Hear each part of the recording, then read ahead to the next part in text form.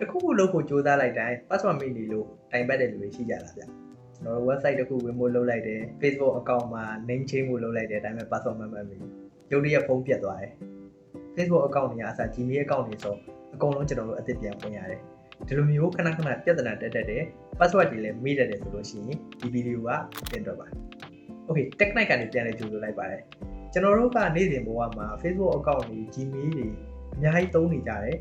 website တွေလည်းကျွန်တော်တို့ login တွေဝင်နေကြတယ်အရာတိုင်းက website တွေ account တွေနဲ့ဖြစ်နေတဲ့အချိန်မျိုးမှာကျွန်တော်တို့ရဲ့ password တွေဆိုတာကလည်းအရန်ကိုအရေးပါတဲ့နေရာတစ်ခုကနေပါဝင်နေတာပဲဖြစ်ပါတယ်ဒီနေ့ခေတ်လိုအချိန်မျိုးမှာကျွန်တော်တို့ကလူတစ်ယောက်ကို account တစ်ခုပဲရှိကြတော့မဟုတ်ပါဘူးကျွန်တော်တို့တာမန်လူငယ်တွေဆိုလို့ရှိရင်ပုံမှန် account ၄ခု၅ခုလိုမျိုးရှိတတ်တယ်ကျွန်တော်တို့လိုလူမျိုးတွေဆိုလို့ရှိရင် game တွေပါလေဆိုတော့ပို့ပြီးတော့များသွားတယ်ခံမှန်းကြည့် account 10ခုလောက်ထိကျွန်တော်တို့တုံးကြတယ်ကျွန်တော် game အတွက်က Gmail တက်တစ်ခု online purchasing တွေအတွက် Gmail account ကတက်တစ်ခုအလုပ်အတွက်ကတက်တစ်ခု personal သုံးဖို့အတွက်ကတစ်ခုအဲ့လိုမျိုးပေါ့ကျွန်တော်တို့မှာ account တွေအများကြီးဖြစ်လာသလိုအဲ့ account တွေအတွက်တနေ့တနေ့မှတ်ရတဲ့ password တွေကလည်းများလာတာပေါ့အဲ့နေရာမှာတွေးစရာရှိရတဲ့ခုကကျွန်တော်တို့က password တစ်ခုလေးကိုနေရာတိုင်းမှာသုံးနေဆိုရင်တော့ကျွန်တော်တို့အတွက်အများကြီးအဆင်ပြေသွားလို့လားအဆင်ပြေသွားပါလိမ့်မယ်ဒါပေမဲ့အဲ့ဒါကအရင်အနေများပါတယ်ကျွန်တော်တို့က security မခိုင်လုံတဲ့ website တစ်ခုမှာကျွန်တော်တို့ရဲ့ Gmail username ကိုသုံးမယ်ပြီးတော့ password ကလည်းကျွန်တော်တို့ Gmail password ကြီးကိုပဲကျွန်တော်တို့ကဒီ account မှာ password အနေနဲ့တွားပြီးတော့သုံးလိုက်မယ် password ကတူနေတယ်ပေါ့ဗျာအဲ့ဒီအချိန်မှာ website ကများမတော်တဆ attack လုပ်ခံရပြီးတော့ website ရဲ့ data တွေပါသွားမယ်သူတို့ကဒီ password နဲ့ကျွန်တော်တို့ရဲ့မှာ Gmail ကိုစမ်းရိုက်ကြည့်တယ်ဝင်သွားတယ် okay အဲ့ဒါဆိုလို့ရှိရင် Facebook တွေလည်းရိုက်ကြည့်မယ်ဝင်သွားမယ် Instagram တွေလည်းဝင်သွားမယ်ကျွန်တော်တို့ရဲ့မှာ social media တွေကျွန်တော်တို့ရဲ့မှာ personal data တွေအကုန်လုံးကိုသူတို့ရသွားမှာပဲဖြစ်ပါတယ်အဲ့တော့အဲ့ဒါကအရင်အန်ဒီများတဲ့အတွက်ကျွန်တော်ကတော့ recommend မပေးပါဘူး okay အဲ့တော့ password တစ်ခုတည်းကိုမသုံးရဘူးဆိုတော့ကျွန်တော်တို့ကမတူညီတဲ့ account တိုင်းအတွက်မတူညီတဲ့ password တွေသုံးရတော့ပြီးတော့နောက်တစ်ခုလူတော်တော်များများက password ကိုအရင်အလွယ်တကူမှတ်မိလွယ်တဲ့ပုံစံမျိုးတွေပေးကြတယ်ဥပမာအပြင်ပြောရလို့ရှိရင်ကျွန်တော်နာမည်အိမ်ညာပြီးရင်ကျွန်တော်1998မှာမွေးရထားပါတော့အဲ့ဒါဆိုလို့ရှိရင် HEIN 1998ကျွန်တော်တို့ဘယ်နေရာမှာဆိုအဲ့ဒါတွေပဲသုံးနေရတကယ်လို့ဒါ dictionary attack နဲ့ဝင်လာခဲ့မယ်ဆိုလို့ရှိရင်အဲ့လိုမျိုး password တွေကနိုင်ဝက်တနိုင်တော့ခံမှာမဟုတ်တန်းပါသွားမှာ okay အဲ့တော့ကျွန်တော်တို့က password တွေကလည်း strong ဖြစ်ဖို့လိုလာတယ်အဲ့လို strong ဖြစ်တဲ့ password တွေဆိုတာဘယ်လိုမျိုးလဲဥပမာအပြင်ပြောရလို့ရှိရင်ဗျာ strong ဖြစ်တဲ့ password ဆိုတာကကျွန်တော်တို့ capital letter တစ်လုံးပါမယ်ပြီးတော့ pin ကနေနေပါလိမ့်မယ်ပြီးတော့ special letter တွေပါလာလိမ့်မယ်ဥပမာပြောရလို့ရှိရင် HEIN နေရာမှာကျွန်တော်က H ကိုအကြီးသုံးလိုက်မယ်ပြီးရင် E နေရာမှာ3ကိုသုံးလိုက်မယ် H3 I နေရာမှာကျွန်တော်တို့1ကိုသုံးလိုက်မယ် H3 1N ဆိုပြီးတော့ကျွန်တော်သုံးလိုက်မယ်ပြီးလို့ရှိရင်ကျွန်တော်တို့ hack ဆိုပြီးတော့ထည့်လိုက်မယ်ကျွန်တော်1998ဒီပါတယ်ညာတွေအစားကျွန်တော်တို့ကတခြားကဏ္ဍတွေ random ဖြစ်တဲ့ကဏ္ဍမျိုးပေါ့ဥပမာကျွန်တော်ဖုန်းနံပါတ်ရမှာအလဲစလုံးတို့ပါတော့အဲ့လိုမျိုးတွေတွားပြီးတော့ဥမာ0798တို့မျိုးထည့်လိုက်မယ်ပြီးရင်နောက်ဆုံးမှာကျွန်တော် special letter တွေနှလုံးလောက်ထည့်လိုက်မယ် add တို့ hash တို့အဲ့လိုဆိုလို့ရှိရင်ကျွန်တော်တို့ရဲ့ password ကအရင် strong ဖြစ်သွားတယ်ဒါပေမဲ့အဲ့ဒီနေရာမှာပြဿနာတစ်ခုရှိရတယ်အဲ့လိုမျိုး strong ဖြစ်တဲ့ password တွေကအရင်မှတ်ရခဲ့ပါတယ်အဲ့ဒီတော့ကျွန်တော်တို့ဘာလိုရလာလဲဆိုတော့ password manager တွေပါ password manager ဆိုတာဘာလဲ password manager ဆိုတာကတော့ကျွန်တော်တို့နေ့စဉ်သုံးနေတဲ့ website တွေ account တွေအတွက်ကိုသူက strong ဖြစ်တဲ့ password တွေ create ပေးတယ်ပြီးတော့အဲ့ password တွေကိုသူကိုယ်တိုင်ပဲမှတ်ထားပေးတယ်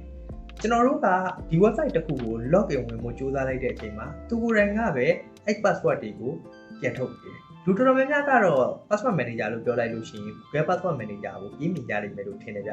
ဒါပေမဲ့ကျွန်တော်ကတော့ Google password manager ကိုအားမပေးဘူး Gmail တာတကယ်လို့ပါသွားခဲ့ရှိလို့ရှိရင် Gmail ထဲမှာရှိရဲ့ password တွေအကုန်လုံးကိုသူတို့ရသွားမယ်ကျွန်တော်တို့ link လုပ်ထားတဲ့အရာတွေအကုန်လုံးကိုသူတို့ယူသွားမှာပဲဖြစ်ပါတယ်အဲ့တော့ကျတော့ third party software တွေကိုသုံးရတယ်အဲ့တော့ third party software တွေကိုကျွန်တော်လိုက်ရှာကြည့်တဲ့အချိန်မှာ software တော်တော်များများကသုံးရတာအဆင်ပြေတယ်ဒါပေမဲ့ပြဿနာရှိနေတာတစ်ခုကသူတို့ရဲ့မှာ full potential ကိုလိုချင်လို့ရှိရင် paid version တွေဝယ်သုံးရတယ်ဆက်ပေးရတယ်ပေါ့လစဉ်ကြီးပေးရတာမျိုးရှိတယ် lifetime တစ်ခါတည်းဝယ်ရတာမျိုးရှိတယ်တကယ်တော့ password manager တွေရဲ့ဈေးမကြီးဘူးဒါပေမဲ့ကျွန်တော်တို့မြန်မာနိုင်ငံအနေနဲ့တွက်လိုက်လို့ရှိရင်ဒေါ်လာသေးနဲ့ပြန်တွက်သွားလိုက်တဲ့အချိန်ဈေးကြီးနေတယ်ပေါ့နော်အဲ့တော့ကြတော့ကျွန်တော်က free လေးဖြစ်ရမယ်အသက်ပေးပြီးတော့သုံးရတဲ့ password manager တွေမှာရတဲ့ feature တွေလည်းရနိုင်မယ် application တစ်ခုကတော့ Bitwarden ပဲဖြစ်ပါတယ် Bitwarden ဆိုတဲ့ password manager ကတော်တော်လေးကိုအသုံးဝင်ပါတယ် strong ဖြစ်တဲ့ password တွေလည်းထုတ်ပေးနိုင်တယ် login ဝင်မှုအတွက် auto fill လုပ်လို့ရတဲ့ feature တွေလည်းပါပါတယ် password manager ကိုသုံးတဲ့အားသာချက်တစ်ခုကတော့ password တွေရိုက်စရာမလိုတော့တာပါပဲ auto fill နဲ့ထိုင်ထည့်မယ်ဘယ် login page ကိုမဆို easy ပဲကျွန်တော်တို့အတွက်ဖြစ်သွားလိမ့်မယ်ပြီးတော့ password manager ကနေပြီးတော့ generate လုပ်ထားတဲ့ password တွေကတစ်ခုနဲ့တစ်ခုအမြဲတမ်းကွဲလွဲနေတာဖြစ်တဲ့အတွက် password တစ်ခုကိုတယောက်ယောက်ကတိသွားခဲ့ဆိုရင်တော့မှတခြား account တွေကိုရဖို့ဆိုတာမဖြစ်နိုင်ပါဘူး Okay အဲ့ဆိုလို့ရှိရင်ကျွန်တော်တို့ Bitwarden ကိုဘယ်လိုသုံးလို့ရမလဲဆိုတာကိုကျွန်တော်ပြပေးသွားမယ် Okay ကျွန်တော်အခုဒီနေ့ Bitwarden ဘယ်လိုသုံးလဲဆိုတာပြောပြပေးသွားမှာဖြစ်ပါတယ် Bitwarden ကကျွန်တော်တို့ဒီ mobile မှာဆိုလို့ရှိရင် Play Store ကနေ download ဆွဲလို့ရမယ်ပြီးတော့နောက်တစ်ခုအနေနဲ့ iPhone မှာဆိုလို့ရှိရင်လည်း App Store ကနေသွားပြီး download ဆွဲလို့ရပါတယ်ဒါပေမဲ့ laptop မှာကြာနည်းနည်းလေး install တင်ရတဲ့အဆင့်လေးတွေများတာမို့လို့ကျွန်တော် laptop မှာဘယ်လို install တင်ရမလဲဆိုတာကိုပြပြပေးသွားမှာဖြစ်ပါတယ် account ဖွင့်နည်းကတော့အကုန်အတူတူပါပဲပြီးတော့ကျွန်တော်တို့ဒီ account ဖွင့်နည်းတွေမကောက်ဘူးအတွင်းထဲမှာဘယ်လိုအသုံးပြုလဲဆိုတာတွေကလည်း Android ကော iPhone ရောဒီကျွန်တော်တို့ဒီ Windows laptop တွေမှာအကုန်လုံးအတူတူပါပဲအဲ့တော့ကျွန်တော်ဒီ Windows မှာပဲလုပ်ပြသွားလိုက်မယ်အကုန်လုံးကတော့အတူတူပဲသွားမှာဖြစ်တဲ့အတွက်စိတ်ပူစရာမလိုပါဘူး Okay အဲ့တော့ကျွန်တော်တို့ဒီ Bitwarden အဲ့တော့ကျွန်တော်တို့ website Chrome နဲ့ကိုသုံးနေတဲ့ကျွန်တော်တို့ပထမဆုံးအနေနဲ့ကိုသုံးနေတဲ့ browser တွေကိုဝင်လိုက်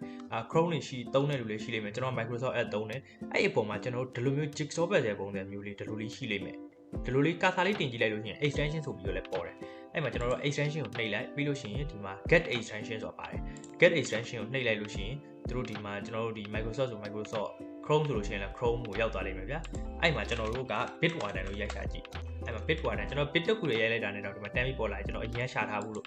Okay အဲ့ဆိုလို့ရှိရင်ကျွန်တော် Bitwarden password manager ကိုယူလိုက်မယ်ပြီးရင် get ဆိုတာကိုနှိပ်လိုက်မယ် Okay ဒီမှာ add extension ဆိုလို့ရှိရင်သူစပြီးတော့ check in လုပ်နေပြီခဏနေလို့ရှိရင်သူ download ဆွဲပြီးတော့ထည့်သွားပါလိမ့်မယ်။တော့ကြောင့် extension ကကြောင့်ကျွန်တော် install တင်ပေးစရာဘာညာသိပ်ပြီးတော့မလိုဘူး download ဆွဲလိုက်လို့ရှိရင်သူဒီ Chrome ထဲမှာသွားပြီးတော့ bit တင်သွားဝင်တာ Chrome တို့ဒီ Microsoft Edge တို့အဲ့လိုမျိုးမှာသွားပြီး bit တင်သွားဝင်တာဖြစ်တဲ့အတွက်သိပ်ပြီးတော့ iron လောက်စရာမရှိဘူးဒီမှာဆိုလို့ရှိရင် view extension ဆိုပြီးပေါ်လာပြီဆိုလိုတာကတော့ကျွန်တော်တို့ဒီ extension ကအသက်ဝင်သွားပြီပေါ့အဲ့ကြလို့ရှိရင်သူတို့ဒါကြီးပေါ်လာလိမ့်မယ်ဒီမှာဒီလို website ပေါ်လာပြီဆိုလို့ရှိရင်ကျွန်တော် create free account တစ်ဖွင့်မယ်အဲ့တော့ email မှာကျွန်တော်တို့ရဲ့မှာ email ဒီ email username ကိုရိုက်မယ်ပေါ့နော်ကျွန်တော် email ဆိုလို့ရှိရင်twinhin35 လား twinhin.လာမသိကျွန်တော် twinhin35@gmail.com ပဲအဲ့တော့ကျွန်တော်ဒီမှာသွားပြီးတော့ twinhin35@ okay အပြီးသားလို့ရှိရင်ဒါမချစ်လည်းရတယ်အောက်က magic ကplease check your email ဆိုပြီးပေါ်လာတယ်အဲ့ကြလို့ရှိရင်ကျွန်တော်တို့ဒီမှာ mail တစ်ချက်သွားဖြစ်ကြည့်မယ်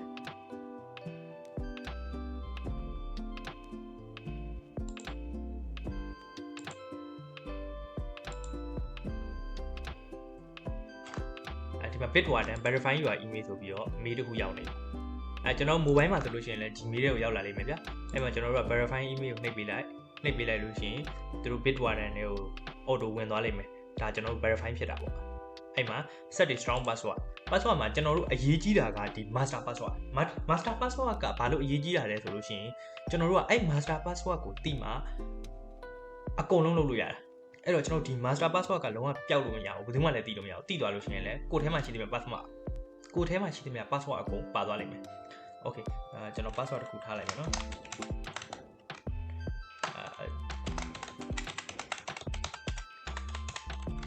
ကျွန်တော်ရှေ့မှာ password တစ်ခုကို strong ဖြစ်အောင်ဘယ်လိုထားရမလဲဆိုတာဘယ်လိုတိစောက်ရမလဲဆိုတာကျွန်တော်ဗီဒီယိုရှေ့ပိုင်းမှာပြောထားပြီးသားဖြစ်တဲ့အတွက်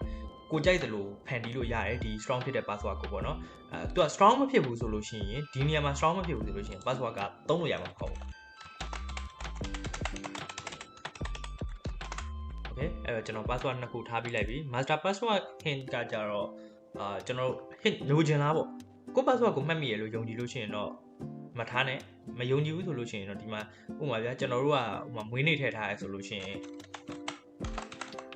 ဒါဒီဘာညာပေါ့ဒါထည့်လို့ရမထည့်လည်းရဒါ optional ပဲ Okay အဲ့တော့ကျွန်တော်တို့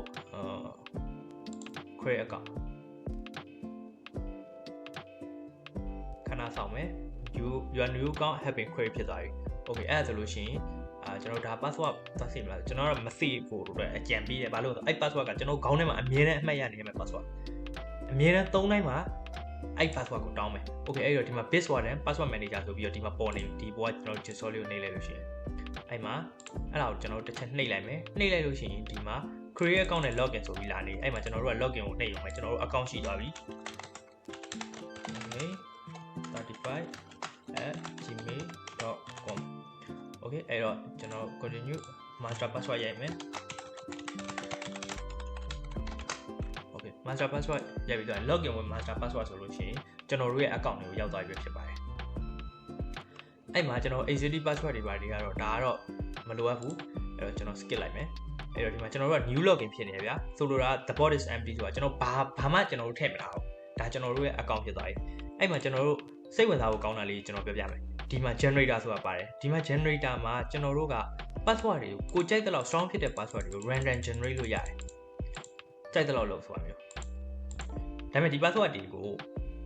ဟုတ်ပြီဗျာဒီဥစ္စာဆို PHAAGZARUG နဲ့ဒီလိုမျိုး password ကြီးဗျာမှတ်မိနိုင်မလားကျွန်တော်တို့မှတ်မိဘူးဒါပေမဲ့ကိစ္စမရှိဘူးဒီ password manager မှတ်ပေးလိမ့်မယ်အဲ့တော့ဒီ password manager ထဲမှာကျွန်တော်အနေနဲ့ပြောရလို့ရှိရင်တော့ဒီ generator လေးထဲမှာဒီ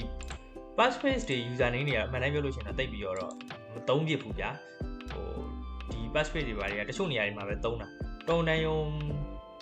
user လောက်ကဒါတွေကိုမသုံးဘူးအဲ့တော့ passphrase နဲ့ user name နဲ့အဲ့လောက်ကြီးအရေးကြီးတဲ့ထဲမှာမပါဘူး Gmail တွေပါ user name ဘာထားရမလဲမသိဘူးဖြစ်နေလို့ရှိရင်ဒီမှာဒါလေးတွေသူကရွေးပြီးတော့သူတို့ create လုပ်ပေးတာမျိုးရှိတယ်ပေါ့ဗျာ password မှာလည်းဒီဥစ္စာကိုကျွန်တော်တို့က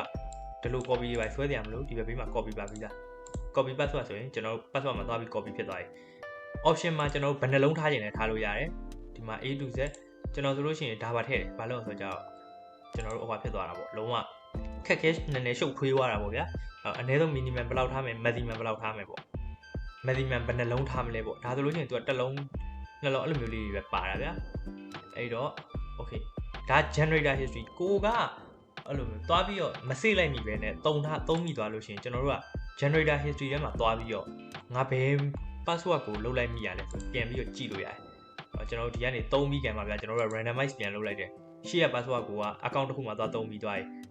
ဘယ်ရောက်သွားတော့မသိဘူးကိစ္စမရှိဘူး generator history ထဲမှာကျွန်တော်တို့ခုနကတော့လုတ်ခဲ့တဲ့ password တွေအကုန်လုံးပေါ်နေရဆင်လိုက် okay အဲ့တော့ဒါကတော့ password generator ပေါ့နော်ဒီ sense တွေပါတွေကတော့အမှန်တမ်းပြောရင်တိတ်မလို့ setting တွေပါတွေထဲမှာတော့ကျွန်တော်အနေနဲ့ပြောလို့ရှိရင်တော့ဒီ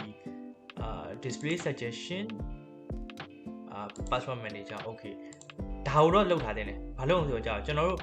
ဥပမာဗျာ Facebook login ဝင်မယ်ထားပါတော့ဒီမှာ Facebook login ဝင်မယ်ဆိုလို့ရှိရင်လည်းကျွန်တော်တစ်ခုပြမယ်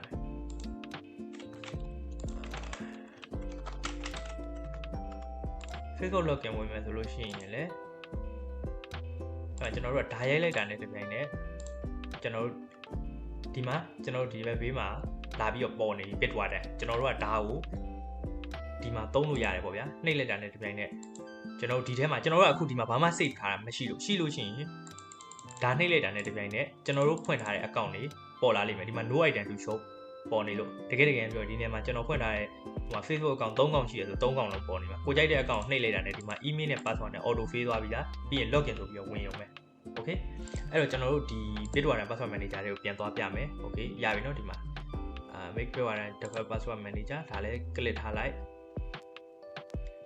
နောက်ကဟာတွေကမလို့ဒီလောက်ဆိုရပြီ auto fill ရ okay ဒါဆိုလို့ရှိရင်bot ကိုသွားမယ်ဒီမှာကျွန်တော်တို့ new login ဆိုတာရှိတယ် new login ထဲမှာကျွန်တော်တို့ဘာတွေလုပ်လို့ရလဲပြောပြမယ်new login ထဲမှာဘာတွေလုပ်လို့ရလဲဆိုလို့ရှိရင်ဥပမာဒီမှာ item name မှာဥပမာကျွန်တော်တို့က Facebook ပဲထားပါတော့ Facebook account ပဲထားပါတော့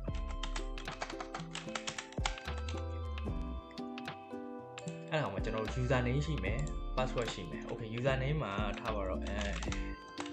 ဒါကျွန်တော်ဟိုပြောရနော် user@gmail.com ပေါ့ဒါကျွန်တော်ရိုက်ချင်6ရိုက်တာဗျာ okay password က HNDHUI သူက1998ပဲထားပါတော့ကျွန်တော်ရေးလိုက်တာမှန်လားတော့မသိဘူးကိုက3လုံးဖြစ်သွားပြီထားပါတော့ဟင်းသူက1998ဒါဆောက်လွဲရိုက်ထားလက်ရိုက်ကြည့်လဲမှန်မှာမဟုတ်ဘူးအဲ့တော့ကျွန်တော်ဒီမှာဒါထည့်ပြီးသွားပြီဆိုလို့ရှိရင်ကျွန်တော်တို့save လိုက် okay save လိုက်လို့ရှိရင်ကျွန်တော်ဒီမှာတစ်ချက်သွားကြည့်မယ်ဒါဆိုလို့ရှိရင်ဒီနေရာမှာကျွန်တော်တို့သွားပြီးတော့ no item to show ဆိုပြီးပေါ်နေတွေ့လားအဲ့ဆိုလိုတာကျွန်တော်တို့ထည့်လိုက်တဲ့ဟာကိုသွားပြီးတော့မှတ်နေတယ်ဒါပေမဲ့ဘယ်လိုပြောရမလဲနည်းနည်းလေးလွဲနေရပေါ့ဗျာထည့်တဲ့ပုံစံလေးလွဲနေရပေါ့အဲ့လိုမျိုးထည့်လို့မရဘူးအဲ့တော့ကျွန်တော်ပြမယ်ခုနကဒီဟာကြီးကိုကျွန်တော် delete လုပ်လိုက်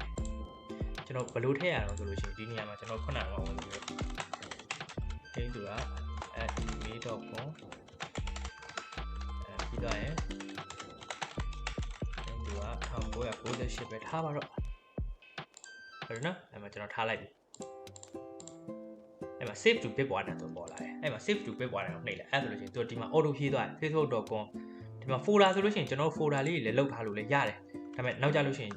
ကျွန်တော် folder ခွဲထားလိုက်လို့ရှိရင်ဥပမာ Facebook account Gmail account ပြီးတော့ကျွန်တော်တို့ ID ဘာညာအဲ့လိုမျိုးကြီးသွားလိုက်မယ်ပြီးတော့ user name ဟင်းသူကမင်းသွင်း password ဒီမှာ auto ဖြည့်ထားပြီးသားဒါကို save လိုက်အောင်မယ် okay အဲ့ဆိုလို့ရှိရင်ကျွန်တော်အခု Facebook ဒါ save ပြီးသွားပြီအဲ့ဒါအလုပ်ဖြစ်လာကျွန်တော်တစ်ချက်ပြမယ်အဲ့ကျွန်တော်အလုပ်ဖြစ်လာကျွန်တော်တစ်ချက်ပြမယ်ဆိုတော့ okay ဒီမှာပြန်ထွက်လိုက်မယ်ဒီမှာရိုက်ကြည့်မယ်ဒီမှာကျွန်တော်ဘာပေါ်လာအောင် Facebook ဟင်းသူက@gmail.com နှိပ်လိုက် password auto ရိုက်ပြီးသားဒီမှာကျွန်တော်တို့က login ဝင်ရမယ်အဲ့ဒီတော့ကျွန်တော်တို့အတွက်အများကြီးလွယ်သွားလိမ့်မယ်ဗျာအများကြီးလွယ်သွားလိမ့်မယ်ဆိုတော့ကျွန်တော်တို့ password ကိုတစ်ခုချင်းစီအတွက်လိုက်ပြီးမှတ်စရာမလိုတော့ဥပမာ Gmail login ဟုတ်လား Gmail login လည်းအဲ့တိုင်းပဲ Gmail ထဲမှာကျွန်တော်ရိုက်နေရချင်းအဲ့လိုမျိုးလေးခုနကလိုမျိုးလေးဝင်ပြီး save like လို့ရှိရင်ကျွန်တော်ဒီထဲမှာသွားပြီးတော့ပေါ်နေမှာပြောပါတယ်မှာသွားပြီးပေါ်နေမှာဒီမှာကျွန်တော်တို့ပထမဆုံး facebook.com ဆိုပြီးပေါ်နေတကယ်လို့မှကိုကမရအောင်ငါလုံးဝအဲ့လိုမျိုးဟိုဖြစ်ချင်တာပေါ့ခွဲခြားပြီးထားချင်တာဆိုလို့ရှိရင်ဒီမှာ folder စောက်လို့ရတယ် okay ဒါမှမဟုတ်ကျွန်တော် social media ဆိုအကုန်လုံးကိုတွဲပြီးထည့်လိုက်လို့ရတယ်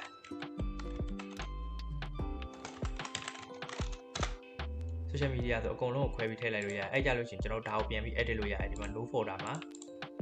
edit mode ဖွင့်မယ်ပြီးရင် no folder မှာ social media ဆိုပြီး save လိုက်အဲ့ဆိုလို့ရှိရင်ကျွန်တော်ဘာဖြစ်သွားမလို့ဆိုလို့ရှိရင်ခဏလေးကျွန်တော်ပြမယ်ဒီမှာ folder မှာ social media ဆိုတဲ့အထက်မှာဒါပေါ်လာလိမ့်မယ်အဲ့မှာတခြားအများကြီးထည့်ထားလို့ရတယ်ဗျဥပမာနောက်တစ်ခုကျွန်တော်ပြောရလို့ရှိရင်နောက်ထပ်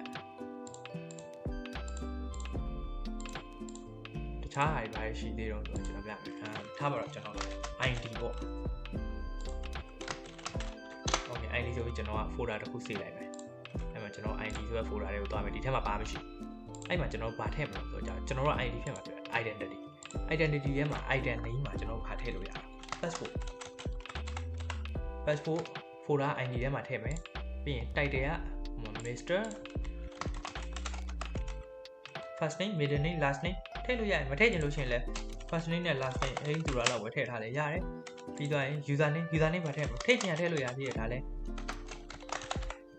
ဒါ company ကြတော့ကျွန်တော်တို့က passport ဖြစ်တဲ့အတွက်ဒါမထည့်လဲရတယ်ဗျာကျွန်တော်တို့လိုအပ်တဲ့ data လေးကြိုက်တယ်လို့ထည့်လို့ရတယ်လို့ပြောပြတာဒါ social security number ဆိုရဲမြန်မာကျွန်တော်ရှင်းပြဆောင်ပပနာနိုင်ဘာညာတာတက်ကမြန်မာ font လည်း support ပေးတယ်ဗျာဒီလား social security number တွေ့လားဒီမှာမြန်မာ font ရေဆောင်ပပနာနိုင်ဟာလားမြန်မာ font လည်း support ပေးတယ်အဲ့တော့လည်းသိပြီးတော့ပြဿနာမရှိဘူးဒါကကျွန်တော်တို့ဒါမှတ်ပုံနဲ့နံပါတ်ပေါ့ဗျာပြီးသားလို့ရှိရင်ဒီမှာကျွန်တော် passport နံပါတ်တွေလည်းထည့်ထားလို့ရတယ်ရေမောင်းလိုက်သိရှင်ရေမောင်းလိုက်သိနေထည့်ပြထားလို့ရတယ် email တွေကျွန်တော် phone address တွေပါတယ်ကကြာမလိုဘူးလို့တွေးမိမယ်တကယ်တမ်းမှာလိုအပ်တယ်ဘာလို့ဆိုတော့ကျွန်တော်တစ်ခုဖောင်ဖြည့်တော့မယ်ဆိုလို့ရှိရင်ဗျာကျွန်တော်ဒါတွေကအမြဲလိုတာအဲ့ကြလို့ရှိရင်ဒီထက်ဝင်ကြည့်ပြီးလည်းဖြည့်လို့ရတယ်ဒီ file ကို click ပြီးတော့ auto fill နဲ့လည်းဖြည့်သွားလို့ရတယ် okay အဲ့တော့ကျတော့ဒီ new identity ကိုကျွန်တော်စိတ်တော့မစိတ်လိုက်ဘူး okay အဲ့ဒါဆိုလိုတာကျွန်တော် new identity ဆိုပြီးတော့ identity တွေစိတ်လို့ရတယ်ပြောတာပြီးတော့ note ထဲမှာဗျာကိုမှတ်ချင်တဲ့ဟာတွေဒါပေမဲ့ကိုယ့်ရဲ့မှာ original note ထဲမှာသွားမှတ်လို့ရှိရင်တခြားလူတွေဝင်ကြည့်မှာကြောက်တယ်ပါညာဆိုလို့ရှိရင်ပြီးတော့အရေးကြီးတဲ့ data တွေပုံစံမျိုးတွေဆိုလို့ရှိရင်ကျွန်တော်ဒီမှာ note လာမှတ်လို့ရတယ် folder မှာလည်းကျွန်တော် folder အသစ်တစ်ခုဖွင့်လိုက်တစ်ခုခုပေါ့ဗျာရေးပြီးတော့ note သွားမှတ်လို့ရတယ်ကျွန်တော်ကတ်တွေရတယ်ပြီးတော့ login တွေဒါ login တွေ SSH key တွေဘာတွေကတော့အဲ့လောက်ကြီးမလို့အဲ့တော့ဒါလောက်ဆိုလို့ရှိရင်ကိုပဲတော်တော်ပြည့်စုံပြီလို့ကျွန်တော်ကတော့ထင်တယ်ကျွန်တော်ဒါကကျွန်တော်ရဲ့ website တစ်ခုတည်းနဲ့ပြထား Facebook ဆိုတဲ့ website တစ်ခုတည်းနဲ့ပြထားကျွန်တော်တခြား website တွေနဲ့လည်းထပ်ပြီးတော့လုပ်လို့ရသေးတယ်ဥပမာ Gmail ရှိမယ် Instagram ရှိမယ်ကျွန်တော်တခြား game account တွေလားအကုန်လုံးကိုကျွန်တော်တို့ဒီ Bitwarden ထဲမှာမှတ်ထားလို့ရတယ်ဒါပေမဲ့ကျွန်တော်တို့ကဘာသိဖို့လိုတော့ဆိုတော့ကြတော့ဒီဘယ်လိုပြောရမလဲ password သိဖို့လိုတယ်ဒီမှာခုချိန်မှာကျွန်တော်တို့ဘာမှတောင်းမှာမဟုတ်ဘူးကျွန်တော်ဒါကိုပိတ်လိုက်မယ်โอเคပြီးသွားလို့ရှိရင်ကျွန်တော်အသစ်ပြန်ဝင်မယ်ပြီနော်ဒါအသစ်ပြန်ဝင်ပြီအဲ့ချိန်မှာကျွန်တော်တို့ Bitwarden တွေကိုပြန်ဝင်နေတယ်အဲ့ချိန်မှာကျွန်တော်တို့ password ကိုပြန်တောင်းမယ် ဆိုလိုတာဗျာလူတယောက်ကဟိုဘယ်လိုပြောရမလဲကျွန်တော် account ထဲကိုဝင်ကြည့်ပြီးတော့ကျွန်တော်မြန်မာဖောင်ရသွားရိုက်တယ်ကျွန်တော်တို့လူတယောက်ကကျွန်တော် account ထဲကိုဝင်ပြီးတော့ laptop တွေကိုဝင်လိုက်ဝင်ပြီးတော့ကျွန်တော် password bot ထဲမှာရှိရဟာအကုန်လုံးကိုသိကျင်တယ်ဗျာဒီတိုင်းလေးဝင်နှိပ်ကြည့်အောင်လည်းမရဘူးသူတို့ password သိမှရမယ်